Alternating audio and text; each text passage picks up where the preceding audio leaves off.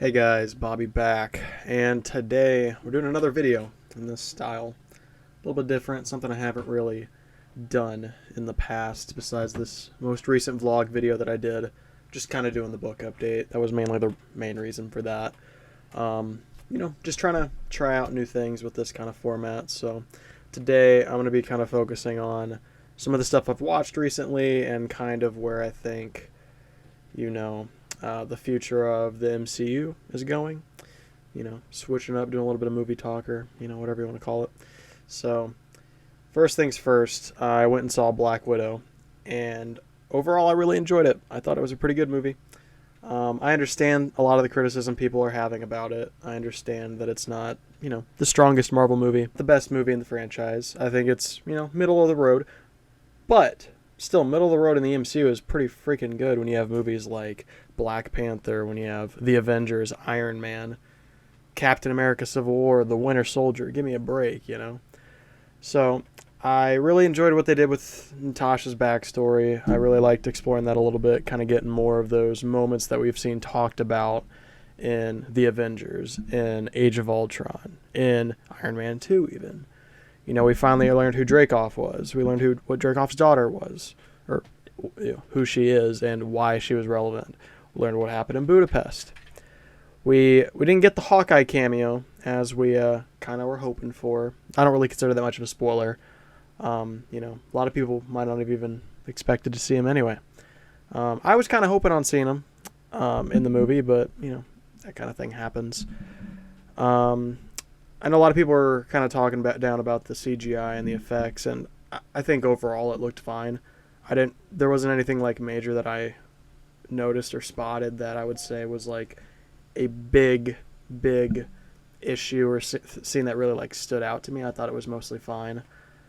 It was really cool to see the Red Room. I thought the way they handled that was pretty cool.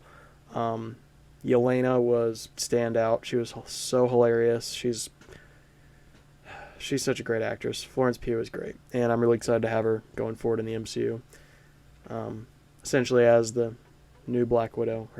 She's really just Yelena. I wonder, so much with these new characters in the MCU, like they don't really go by their name anyway. We only just now got Scarlet Witch actually as the Scarlet Witch, so it's one of those things. I'm tempted to talk about the post-credit scene. Because yes, it's a Marvel movie and there's a post-credit scene, even though when I went to see it in theaters, literally me and this mother and daughter were the only people who stayed for it. And I don't know if it's because there's been a pandemic going on for so long that people forgot that Marvel movies have credit scenes, or they were like, oh, we're going to buy it at home anyway, we'll just watch it then. I don't know. Seems kind of silly to me. Might as well just stay. You paid for it, but whatever. Some people just don't care as much.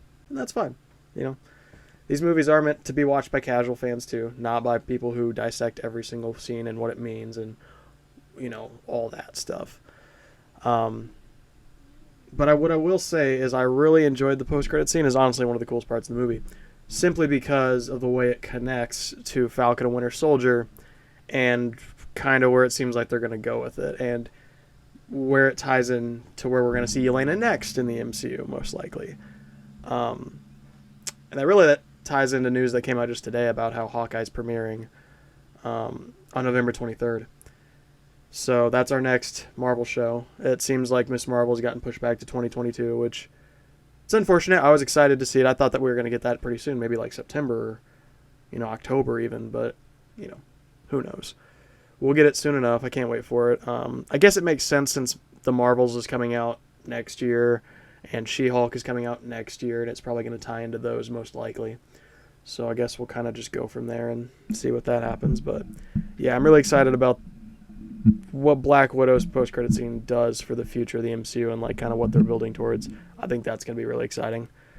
And then that honestly brings me to the next topic of Loki, which 2-3 weeks ago, probably 2.5 at this point.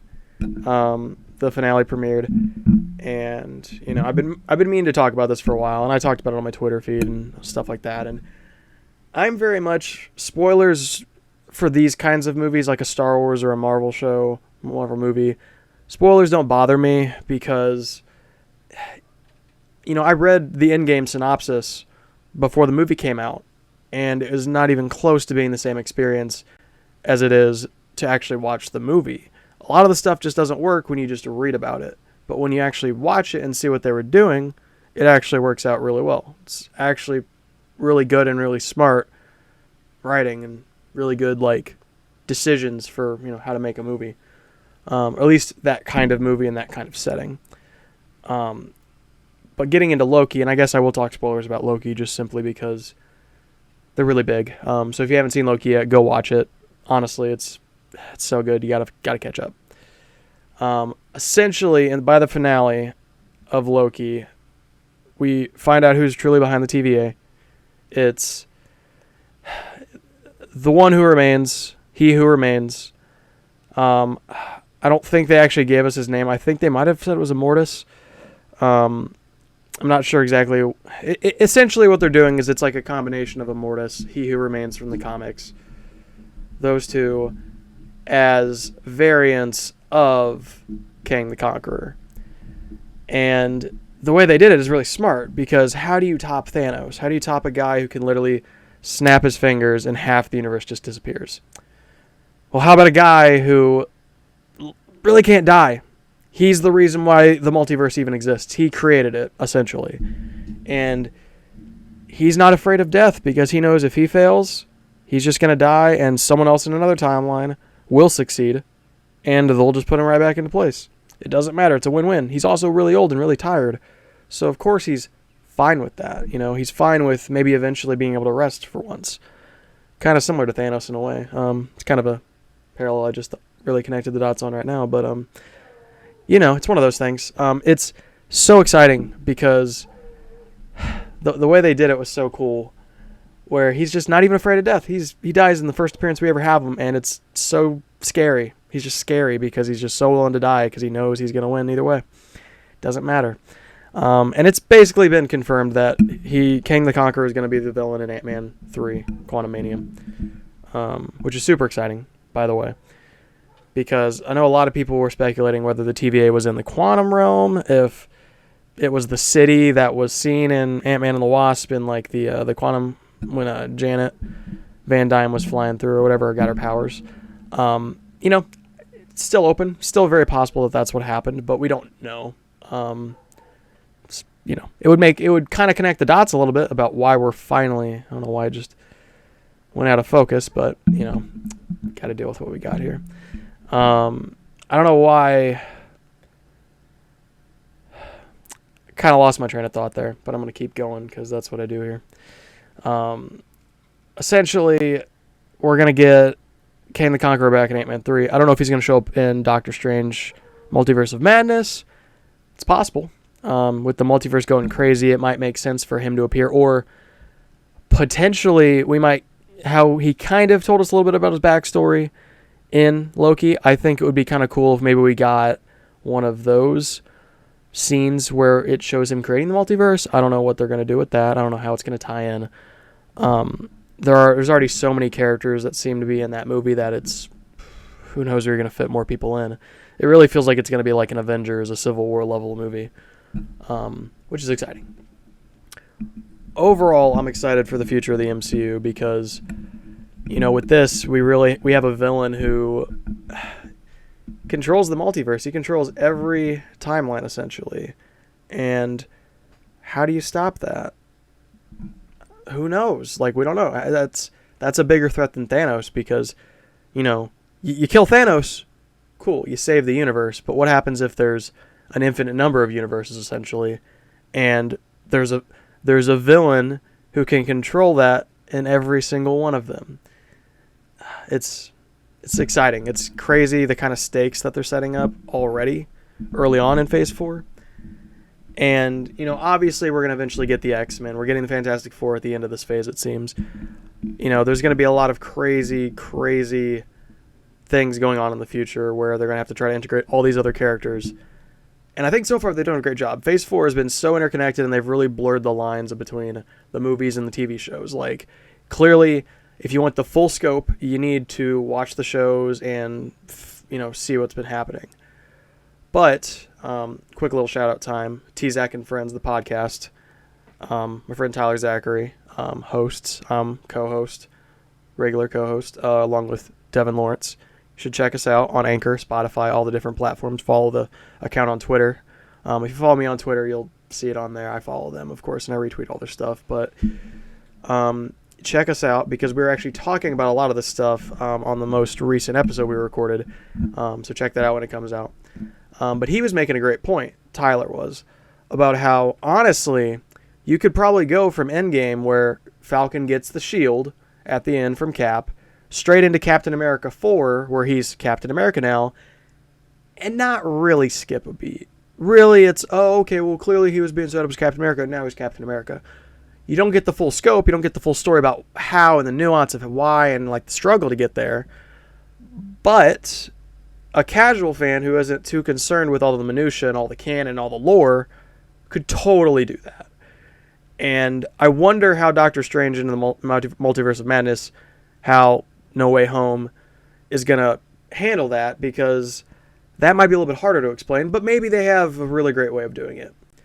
And, you know, we got Shang-Chi coming up. I'm not sure how Multiverse is going to tie into that. If it does it need to, honestly. Not everything has to tie into it. I think it's important to set him up now, because, you know, he's going to be a member of the Avengers soon. He's going to be a leading character in the franchise, and we, you know, it's cool to introduce him. It's cool to get Asian representation, an Asian hero finally. It's about damn time. You know, some people would make the joke that Scarlett Johansson's in the franchise already, and, you know, it's a funny joke. You caught me. But for real, it's actually really cool that we're finally getting an Asian superhero. It's long overdue. After, you know, 15 straight white guys as the heroes, it's cool to get some diversity in there. It's cool to get different people in there. The people who complain about that kind of stuff are just a bunch of losers, so don't bother listening to them. It's those kind of typical people that, you know, infest Twitter and the internet. We were talking about film Twitter and just how toxic it is on the podcast, and really makes me want to just hop off of it. You know, I love Twitter. It's a great platform for a lot of things, but it's tiring. Some days I get on there and I just don't know why I even bother. It's just, like, so negative. It's so, oh, if you like this, then you're just stupid. You don't know anything about film. Do you think people are going to remember Ant-Man and the Wasp in 40 years like they remember Jaws? It's like, okay. No, literally zero people who would compare those two movies together. Jaws is a classic, one of the all-time great movies, is a very political movie, which a lot of people on Twitter would disagree with, because they don't know what Jaws is, apparently. They haven't watched the movie. If you don't know what I'm talking about there, just go on Twitter. Like, it's a whole thing. Like, Jaws is very political. It's a great movie. It's got a lot of great themes, a lot of great messages in there. But that's neither here nor there. Really the point of this little tirade, little tangent I'm going on here is that Ant-Man and the Wasp, it's a fun movie. It's fun. It's not one of their best movies. It's lower tier, which is fine. It's okay. Like, that's not the first movie you think of when you think of the MCU. You think of Iron Man. You think of Captain America Civil War. You think of the Avengers, Infinity War, Endgame, Black Panther. You know, like, you think of high-quality movies that have won Oscars, that have won awards, you know? Like, I don't know. It's one of those things. People just latch on to narratives that don't make any sense and just think they're making a point that they're not really making. But I kind of went on a tangent about this, so I'm sure I'll do more tangents like this here soon. So I'm really excited for the future of the MCU. I'll probably do another video once Hawkeye comes out, once What If comes out, honestly. Because really with the way Loki ended and the whole thing that they set up, What If is canon. It really is. There's no reason it can't be. And that's beautiful, because it's literally like, what if this random thing happened? And essentially that can happen in the MCU now. And it kind of, not that canon isn't important and that you shouldn't respect what's come before and, like, make sure things don't contradict and tie together, because trust me, as a huge Star Wars fan, I get why that's important, I get why that matters, and I get why that pisses a lot of people off when it doesn't do that, because especially in the last several years, Star Wars has kind of stepped on their own toes with that. But that's a whole other video, honestly. This is a way that you can kind of maneuver canon in a way where when you want to make those connections, you can, and when you don't need to or you don't want to, it doesn't completely ruin the experience. Because otherwise, you're worrying about things that aren't that important. It's too much to worry about. Especially when it's things like, if you're trying to actually tie like the Raimi films or the Andrew Garfield Spider-Mans into this Spider-Man, you know, we might be getting that with No Way Home, but trying to maneuver it to where, oh, actually that did happen, and it's too much. It's not worth it. You know, clearly if it's the multiverse, that works, but otherwise it's kind of hard to explain. And honestly, the last thing I want to touch off with this video, it's kind of going all over the place. I have watched this show on Amazon Prime pretty recently, called Berlin 1945. It's a 3-part miniseries, all about 55-hour-long episodes. Basically, the summary of it talks about the last year in Berlin during World War II under the Nazi regime, and what it was like to live there, what it was like for the civilians, for the soldiers on both sides, the politicians, the different people who had to live in that city and had to deal with those situations, and the entire society around them collapse after 12 years of, you know, very oppressive rule. But it was an interesting perspective because you don't really hear about that side of the Battle of Berlin. You don't hear about that side of World War II, honestly enough, but especially about the Nazi civilians. And it's not the term I want to use there. The civilians in Germany under the Nazi rule. Because not every German was a Nazi. And especially in a one-party totalitarian state, you kind of have to be a part of the party to some degree. Now, obviously, there's a lot of different narratives and a lot of different sides to the whole situation about what they knew, what they didn't know, when they knew it, the full scope of what they knew was going on. You know, that's honestly a whole other video that I would love to make, and I kind of want to, but it's something that I need to fully make sure I'm completely well-sourced on, well-educated. Not that I don't feel like I'm very knowledgeable on the subject already, but in the last 2 or so years, I've definitely had to walk back a lot of the things I kind of took for granted about World War II, about history in general, because I've started to try to decode some of the myths, some of the propaganda that I've been fed, that I've been told over the years, especially in school, especially in YouTube videos, especially in documentaries, just common narratives that, you know, we all heard as kids, as young adults about, you know, America's role in World War II, America's, you know, why we won, why we were the savior of the world, how, you know, all the reasons why we fought the war, that kind of thing. Whole topic, whole video I'd love to do someday, and I expect to do it someday, so look forward to that. But this show was so mind-opening, eye-opening, because, you know, there were scenes where the civilians were talking about going down to the watering hole, and it wasn't a watering hole, but it was like a ravine in the city where they were collecting water, you know, amidst rubble, amidst artillery fire. In April of 1945, they're 50 kilometers outside the city, and they're shelling, and they're talking about, oh, we lost three people, you know, have been missing. They got lost going to get water, you know, and they just happened to get shelled. The Soviets just, boom, shelled them, and they were just trying to get water. They were just trying to live their lives.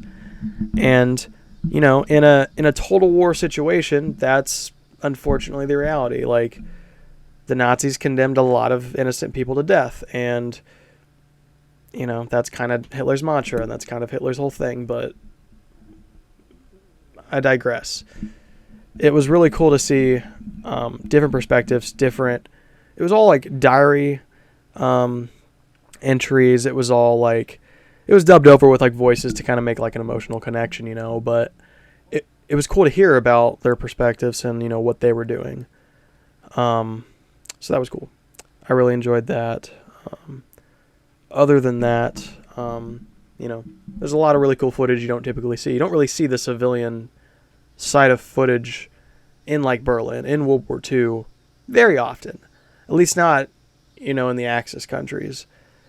Because it's kind of like this weird disconnect because of how overly evil the Nazis are, and truly are, but they're portrayed in a way where you don't think of anything about that empire or anything about that country as real. Like, they're so foreign to us. It's such a foreign concept that we can't really wrap our minds around that those are other people. You know, Hitler was a person. he did things. He ate food. He drank water. He farted. He supposedly had one ball. We don't know. One testicle, whatever you want to call it. We don't know.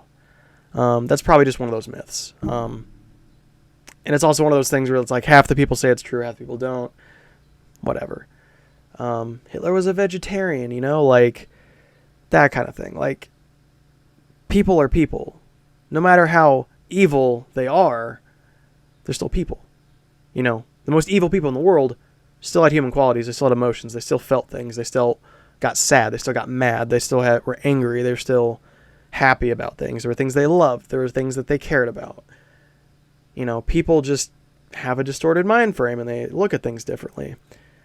And they get very bigoted views that alter their perception of the world and the way that they think about things. And then they're, they do awful, terrible things that are inexcusable no matter what, under any circumstances.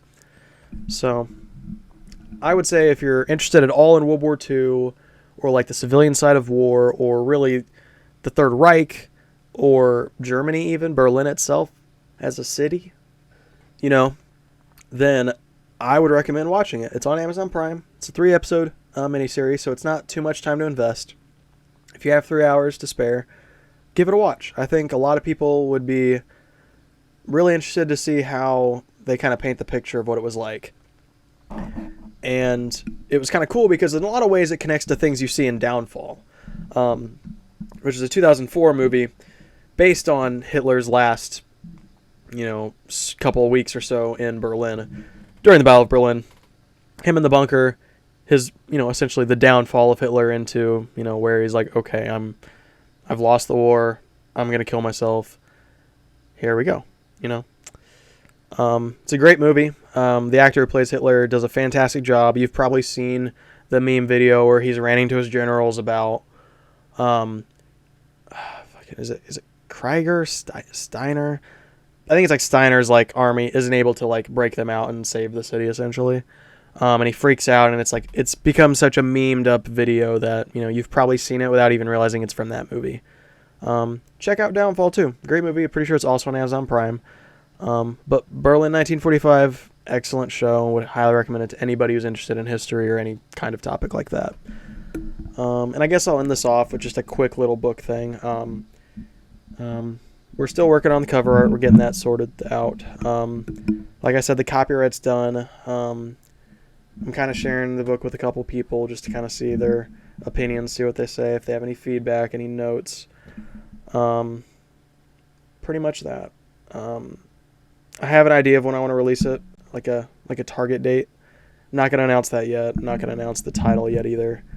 But I'm excited to get to that point, and it will be pretty soon.